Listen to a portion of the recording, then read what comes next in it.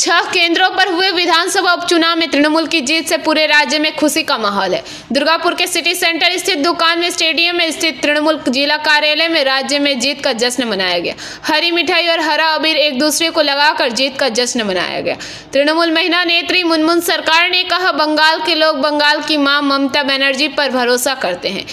विपक्ष चाहे कितनी भी साजिश रच ले, पश्चिम बंगाल में वे कभी बांग्ला में नहीं आ पाएंगे।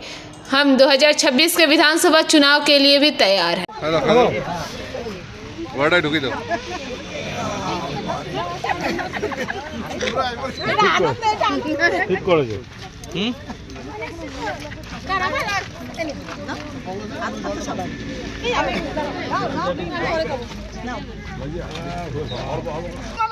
जिंदाबाद जय बांग्ला जय बांग्ला। আজকে আমরা 6টা আসনই জয়লাভ করেছি। কিভাবে দিনটিকে উদযাপন করছেন? এইভাবেই আনন্দে আমরা মানে রং মাখিয়ে এবং মিষ্টি খেয়ে বিজয় মিছিল খেয়ে আজকে দিনটাকে আমরা সারা দিনটাকেই পালন করব। কিভাবে উদযাপন করছেন? আপনার নাম? মুনমুন সরকার। दुर्गापुर से निमाई दास की रिपोर्ट, पीबीटीवी न्यूज़।